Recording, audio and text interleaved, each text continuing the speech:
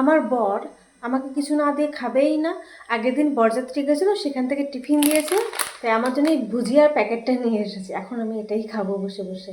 আজকে আমি এতগুলো জামা কাপড় যেগুলো আমার পেছনতে দেখছে সবগুলো আজকে ধুয়েছি, খুব কষ্ট হয়ে গেছে। এখন বাজে বিকাল 5টা। এখন থেকে ভাবছি ভিডিওটা শুরু করি। সারাদিন আর কোনো কিছু করিনি, মানে কাজ বাজ করতে করতে আর ভিডিও রেকর্ড করিনি, তাই এখন থেকে রাত পর্যন্ত কি করছি সেটাই শেয়ার করবো আজকের এই ভিডিওতে। চলো দেখা যাক। আসলে বাড়িতে লোকজন থাকতে পারে না, ভিডিও রেকর্ডটা করে ওঠা হয় না, মানে ভিডিও করতে পারি না।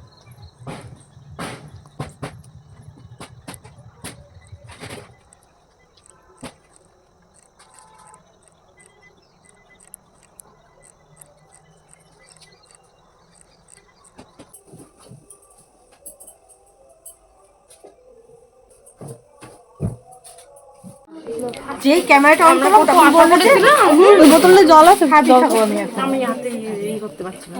বিয়েতে যাওয়ার জন্য 3টে শাড়ি বেছেছিলাম, তার মধ্যে আমি এটাই পরেছি, যেটা সরস্বতী পুজোতে আমি রিসেন্টলি পরেছিলাম।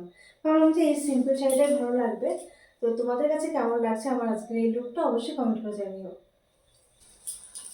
এইমাত্র বিয়ে বাড়ির থেকে এলাম, আর এসে দেখে আমার ঘরের অবস্থা ঠিক এরকম আমিই করে রেখেছি। এক জায়গায় যাওয়ার সময় আমি সব কিছু এলোমেলো করে যাই। এখন রাত 10টা বাজে, এখন আমি সব কিছু গোছাবো। ক্লান্ত, তবুও কিছু করার নেই, গোছাতে হবে।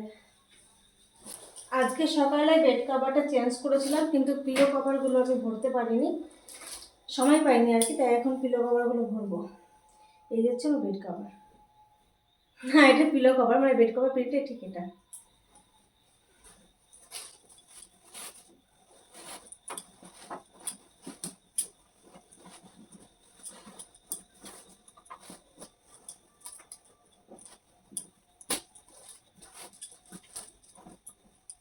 যেহেতু অনেক রাত হয়ে গেছে, তাই আজকে জামা কাপড়গুলো গোছালাম না। জামা কাপড়গুলো চেয়ারের উপরে আপাতত থাকলো, এখন বিছানা করে শুয়ে পড়বো।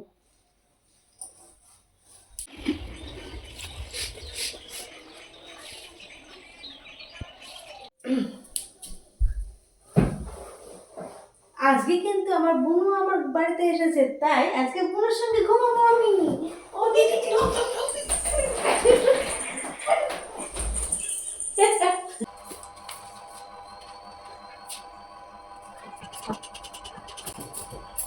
তো আমি নিচে মধ্যেই পারি না, প্রচন্ড কষ্ট হয়, যার জন্য পা দিলে তুলে নিই।